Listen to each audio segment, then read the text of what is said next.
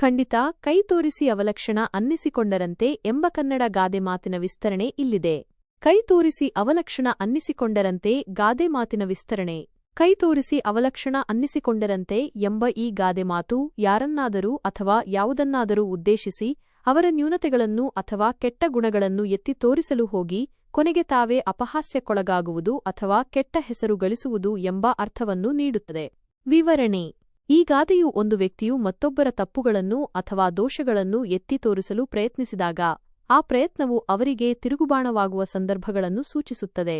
ಹಲವು ಬಾರಿ ನಾವು ಇನ್ನೊಬ್ಬರ ನ್ಯೂನತೆಗಳನ್ನು ಹೇಳಲು ಹೋದಾಗ ನಮ್ಮಲ್ಲಿರುವ ಅದೇ ಅಥವಾ ಅದಕ್ಕಿಂತ ಕೆಟ್ಟ ನ್ಯೂನತೆಗಳು ಬಯಲಾಗಬಹುದು.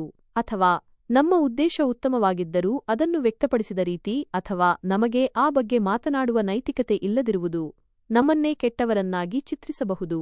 ಉದಾಹರಣೆಗಳು: ಒಬ್ಬ ಕಳ್ಳ ಮತ್ತೊಬ್ಬ ಕಳ್ಳನನ್ನು ಅವನು ಕಳ್ಳ ಎಂದು ಬೆರಳು ಮಾಡಿ ತೋರಿಸಿದಾಗ ನೋಡಿದ ಜನರಿಗೆ ಇಬ್ಬರೂ ಕಳ್ಳರೇ ಎಂಬುದು ಅರಿವಾಗಿ ತೋರಿಸಿದವನು ಅವಲಕ್ಷಣ ಅನ್ನಿಸಿಕೊಳ್ಳುತ್ತಾನೆ.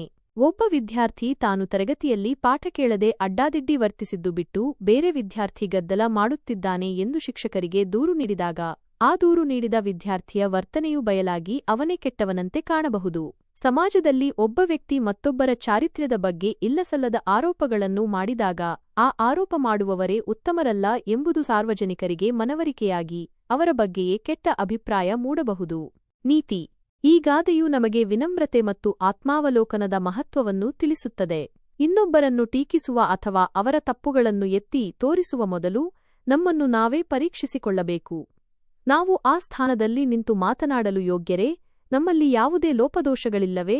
ನಮ್ಮ ಉದ್ದೇಶ ಶುದ್ಧವಾಗಿದೆಯೇ ಎಂದು ಯೋಚಿಸಬೇಕು.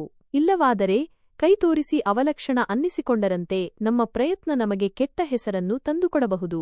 ಆದ್ದರಿಂದ ನಾವು ಮಾತನಾಡಬೇಕಾದಾಗ ಅಥವಾ ಇನ್ನೊಬ್ಬರ ಬಗ್ಗೆ ಅಭಿಪ್ರಾಯ ವ್ಯಕ್ತಪಡಿಸುವಾಗ ಎಚ್ಚರಿಕೆಯಿಂದಿರಬೇಕು ಎಂಬುದು ಈ ಗಾದೆಯ ಸಾರಾಂಶ.